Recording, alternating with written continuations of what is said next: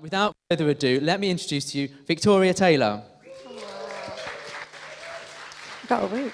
Thank you. I felt like I was going to cry, actually. Thank you, Paul. Thank you. Hi, everyone. My name's Victoria Taylor, and I'm really happy to be here today. There's a massively full room, so congratulations to the guys. It's a great setup.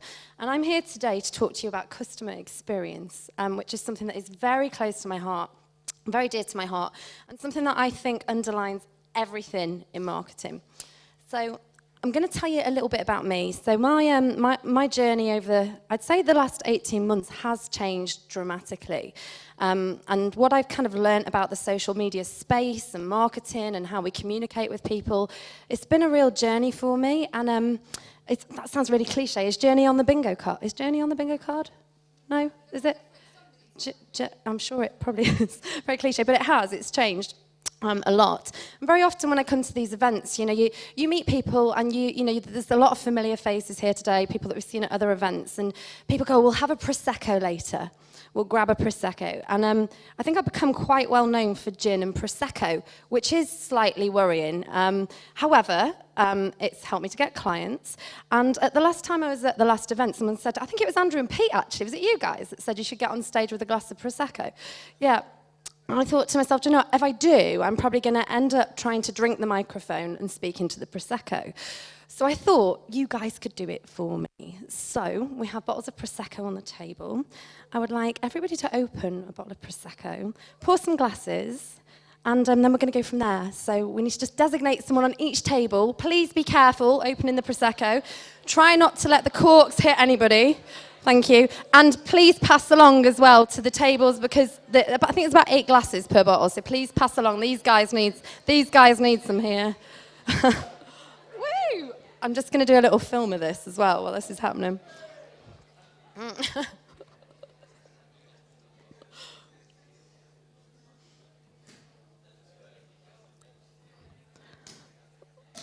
So guys, all these popping corks. I'm doing this for Snapchat. Everybody's having a drink of Prosecco. Yes!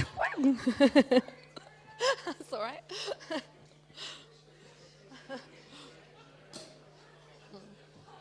you like some Prosecco?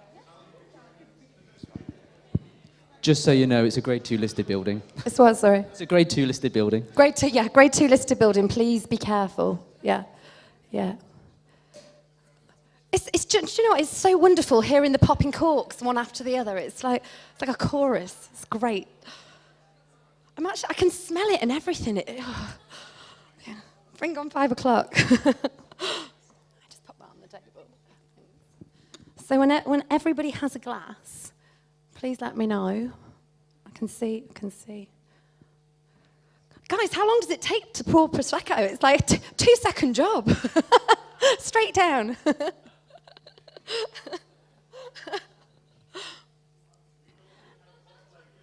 Oh, thank you. Did you hear that? He said we don't drink out the bottle like you. Nice. Okay, it looks like everybody's got one. So what we've done just there, we've created a moment.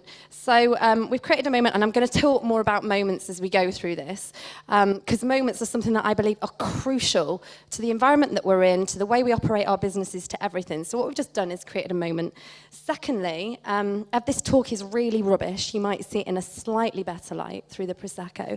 And thirdly, I would like you to all raise your glasses, please, and cheers to Tim and Paul and the whole team, because this is their first event, and this is amazing, guys. So cheers to the marketer, guys. Cheers. Cool. Okay, we're going backwards on that. Okay, cool. So I just talked about creating moments, and I learned a lot about moments from this guy here, Mr. Brian Solis, who is actually a really dear friend of mine. If there is one book that you should read and write down and go and buy this book, it's The Experience When Business Meets Design. It's incredible. And Brian is an incredible human being. He's a philanthropist, and he studies human behavior, he studies technology, he's an insanely smart human being. And I love this that he says here. He says, welcome to a new era of marketing and service in which your brand is defined by those who experience it. And I think that's absolutely perfect. And Brian goes further than that, and he talks about every single interaction that we have as business owners, as people, being moments. So we've just had a moment here where we've opened the Prosecco. You guys may talk to each other at lunchtime, and that will be a moment between you guys. Andrew and Pete took the mick out of me as usual this morning. That was a moment. So that was a moment there. Every single interaction you have is a moment with somebody. So whether that's an email, a WhatsApp message, or bubble. I know I'm annoying Ross with those bubbles. But every single interaction you have is a moment. And every single one of those moments gives us the ability to make an impact on somebody. So I like to sort of see moment and experiences as the crucial thing above anything in business and in marketing. Okay, so I want to talk about customer experience. In fact, I'm going to ask you guys first. I'm going to ask them, what gentleman down here at the front, the very nice tattoos, light tattoos, what would you define customer experience as being?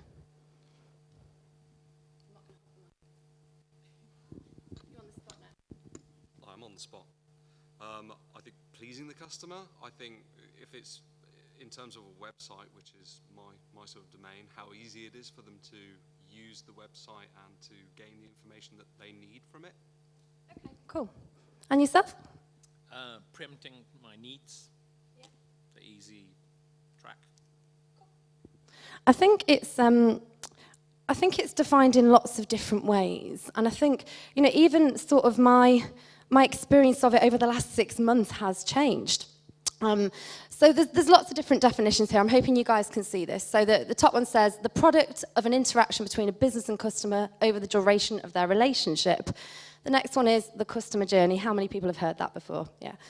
The business touch points a customer interacts with, and the environments the customer experiences, including the digital environment during their experience. And the list goes on and on and on and on and on. And we're always trying to define that customer experience. We're always trying to sort of put our customers into a box in a way that we define them, rather than letting them define us. And what I mean by that is, we almost assume that everyone goes through the same journey. This is our product, this is our service, this is our endpoint, this is what journey a customer is going to go on. But in fact, how we interact with a product or a service will be completely different to one another. So myself and Debbie here, we could both experience the same service, but we'll go through different touch points and different moments to get to that end service or that end product. So my experience might be very different to yours. However, as businesses and brands, very often we assume that people go down that same journey to get that same end result. And we don't account for human behaviour. We try and put people into boxes, and we try and go down a process rather than looking at those individual attributes and really caring about people. And this is what this talk is all about today. It's titled People Over Platforms. So I put it out there that it's not actually customer experience, it's people experience. Because not everybody we meet is a customer. So every single person that we come across won't necessarily become a customer to us, but they are people. And people matter, people count. So every single moment that we have here today with every single person matters, because although they might not do business with you, they could become a great friend, they could be someone that you form a collaboration with, they could be somebody that recommends you to somebody else, they could just be someone that you see today and you never see again. But creating those experiences with people, I believe, is fundamental above any strategy. And I want to give an example, actually, of someone that's done this incredibly well just the last week on Twitter. Did anybody see this on Twitter? Hands up if anybody saw this. Yeah, brilliant. Between the Science Museum and the Natural History Museum. So I don't know whether anybody can see this tweet at the top, but I'm going to read it out. So somebody said, who would win in a battle between the Science Museum and the Natural History Museum? What exhibits, items would help you be victorious? And the Natural History Museum came back and said, we have dinosaurs, no contest. The Science Museum came back and said, Natural History Museum is full of old fossils, but we have robots, a Spitfire, and ancient poisons, boom. Hashtag ask a curator. They then came back and said, what about this merman? And we do have a Polaris nuclear missile.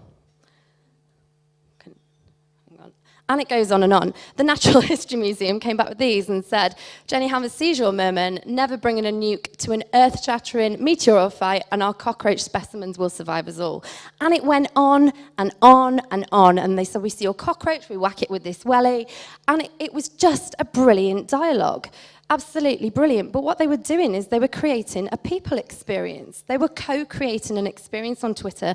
Someone had asked a question. It wasn't about getting a customer or generating a client. It was about the two competitors. They had fun, and they created an experience that actually went flipping viral all over the internet because it's actually quite rare. It is quite rare that this happens. So it made headlines. Was it in Science Daily, Luce? I think it was Science Daily, wasn't it? It was just all over, and it was just beautiful to see because these guys, they weren't thinking about selling their latest robot exhibition. They weren't thinking about sort of ticket sales or whatever it was. But what they were doing was bringing awareness to the museum, and naturally, ticket sales would have come as a result of this. There's no question about it because they were creating a dialogue, they were creating a story, they were creating an experience. And that would have had far more impact than going and blasting a brand message out at people on Twitter. So, I know a couple of you all have probably seen this slide before, you've seen me speak at events before, but I think it's really important for us to know where we are in society before we can create any kind of presence and experience. So we live in an on-demand society, and you know, is that on the bingo card? I'm sure it might be on the bingo card. We live in an on-demand society. We live in a culture where the consumer is at the center of everything. They have more control and more buying power than they have ever had in their lives before. And they have the choice whether to choose your business or your business or your business. And they quite freely can access information at the drop of a hat. They can swipe right to get a date. They can swipe to get an Uber. They can click to get their boarding pass. And they can get information instantly.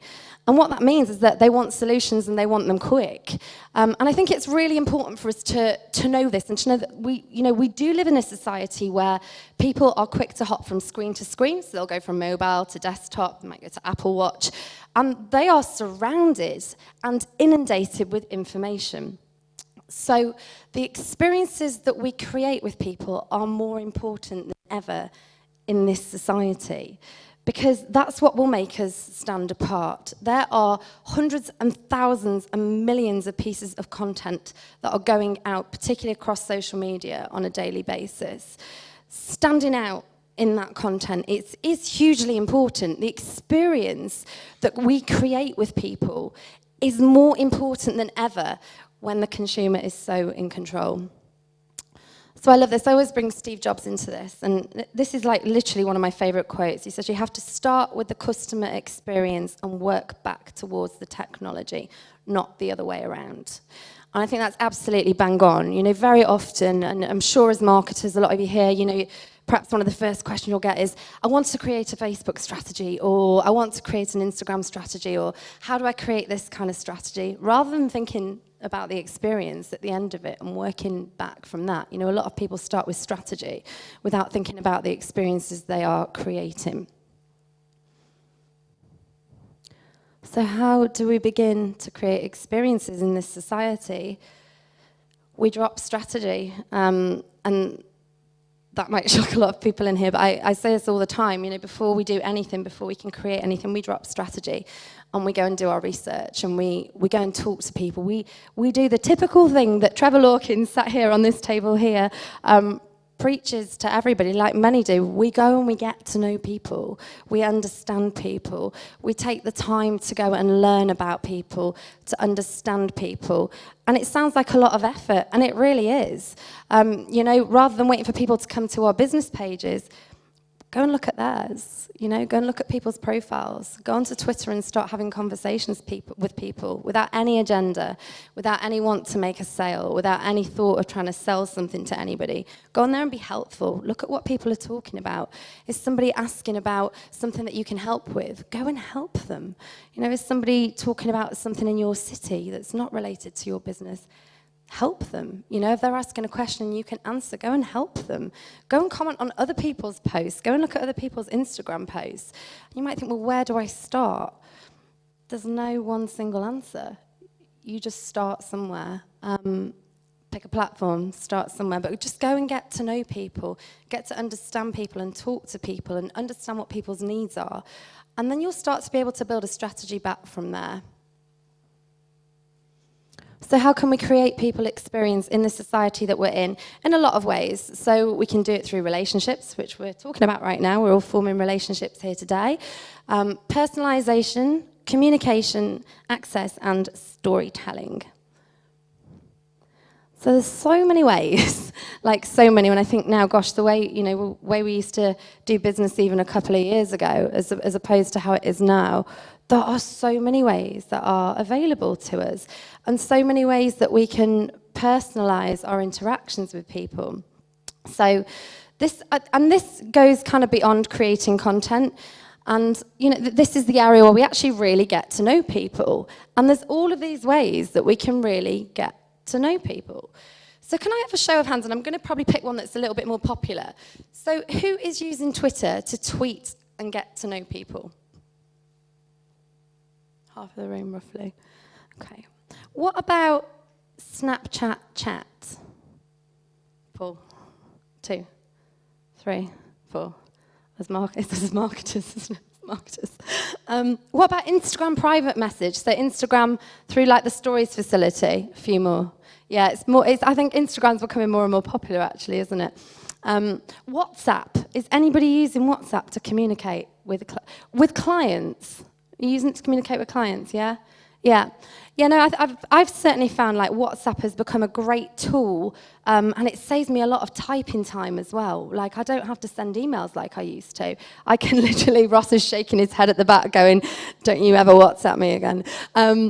But yeah, no, it does. It saves a lot of time, and it's a great way to get to know people. It's a great way to personalize communication, particularly if you've met someone at an event, you've had a business card. I like to surprise people with a chat bubble because it makes it stand out. It makes it stand out rather than just going, hi, the token email, hi, I'm Victoria, I met you at Marketed Live. Okay, how many people are going to send that email? But it's doing those things that make you stand out a little bit. And short of sending a bottle of Prosecco to everyone to remind them, it's just thinking of those little tiny things and those little ways that we can stand out from what everybody else is doing. And there's a whole wealth of them here, Twitter video. Does anybody use Twitter video? Yeah, I love Twitter. You guys do all the time. So yeah, there's just so many ways, and I popped them all here, and I think, are the slides being made available, Paul, to everybody? Yeah. So I just think there are so many ways here, and there's some here as well that aren't digital, because I think we get very sort of, encapsulated in this digital world that everything has to be digital. And in fact, it doesn't. There's so much of my business is done through face-to-face networking, being at events, going and having coffee and cocktails. And I think the most important one, as I've already mentioned, is this one, which is go to them. Don't wait for people to come to you. Go to them. Go to people. Go and start conversations with people. Go and understand people. Twitter's a really good place to start doing that. And communication. Okay, so I'm doing a few show of hands here because I like to know where the room is at. So in terms of sort of your social media accounts, is anybody live streaming? Anybody? Couple? There's a few. Cool. Awesome. And sort of do live streaming on Facebook and Periscope? Yeah, cool. So there's lots of different ways here how we can communicate and how we can stand out. A lot of this is quite simplistic stuff, but it's stuff that kind of gets overlooked. So I put here, being present.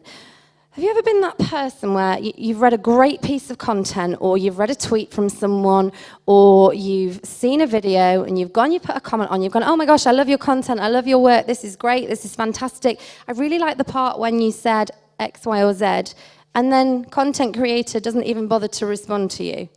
Has everybody been there? Yeah.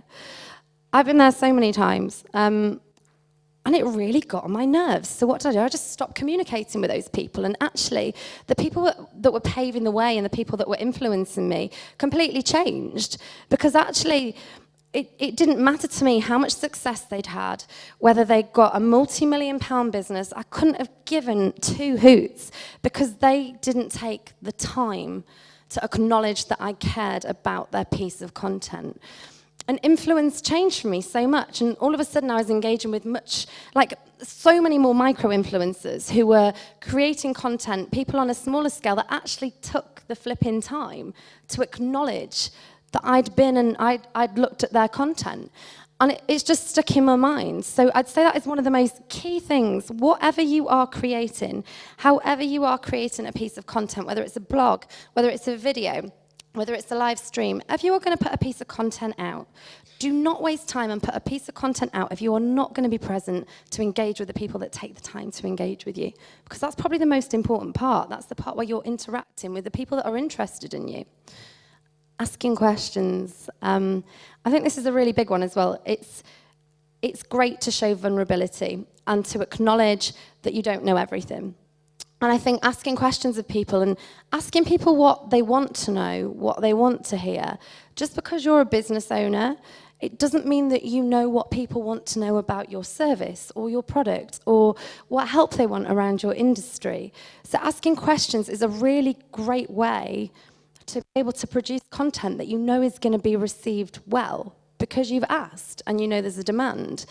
So I think it's really interesting to be able to sort of hold these like ask me anything kind of things, ask people questions and say to them, you know, what is it you want to know from me? Involve them and engage them. Being helpful, that's natural, right? Someone asks a question, help. And personalization of communication, what we just covered. Access. So has everyone been in this, well, I'm sure you have, this scenario where you've gone from department to department when you've rang a call centre. So you call a call centre and you want to speak to the manager of a certain department and they put you through to Wendy in HR, then Wendy in HR puts you back to like Larry in sales, and then Larry in sales sends you over to somebody else in a different department. And it takes hours and hours and hours to go around all the people before you finally get to speak to the person you want to speak to.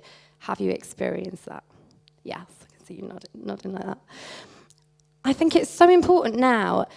We are, as we've heard this morning, we are very much our brands, very much our brands. Whether we have a personal brand or not, we are in an age where we are our brands. Whether you have Debbie.com or whether you don't, we are still very much our brands because people want to get to know us as business owners.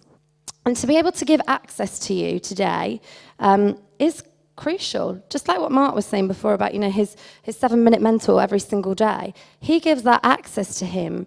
And what he does is from my point of view, he creates a sense of, I'm going to be available for this amount of time and I'm going to be available on a Friday at this time.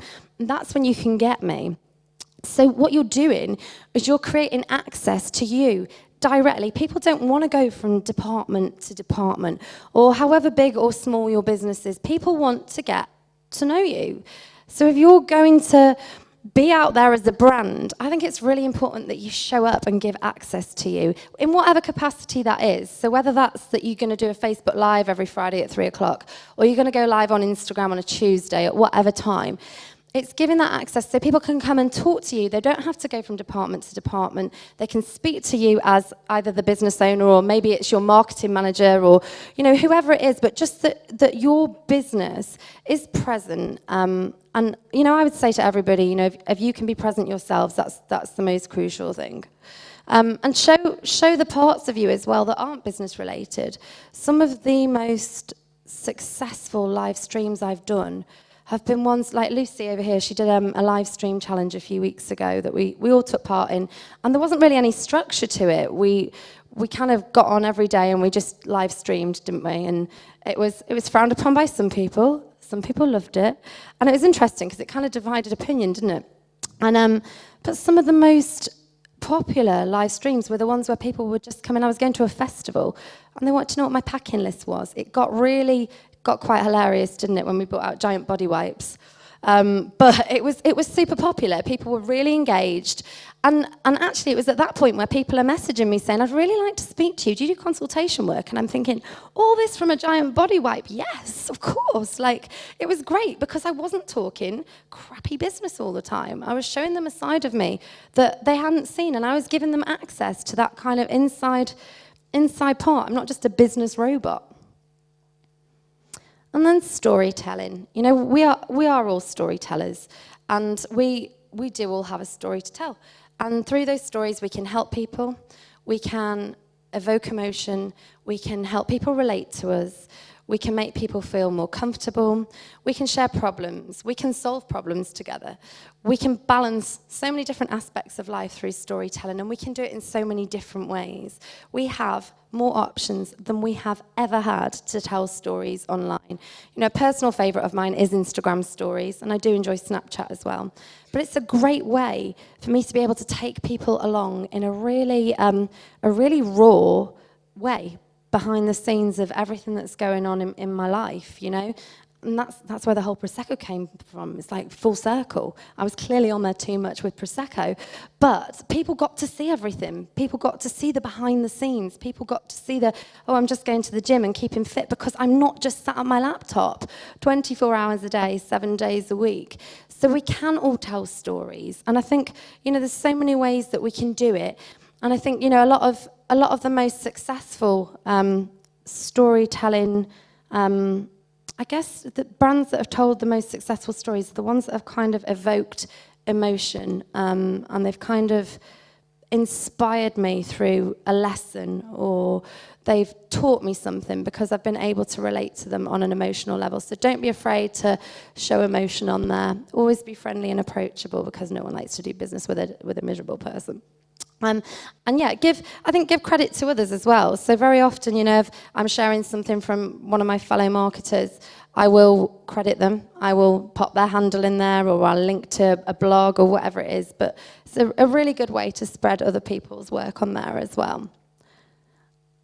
I wanted to give you an example of an amazing campaign where they've done the most amazing storytelling over the summer holidays. Has anybody seen this campaign?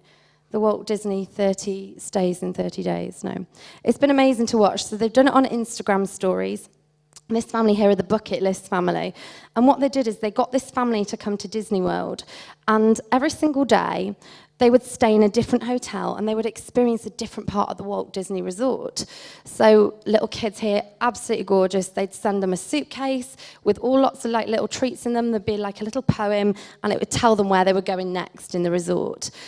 And it's been so clever and so smart to watch, because it's brought about excitement.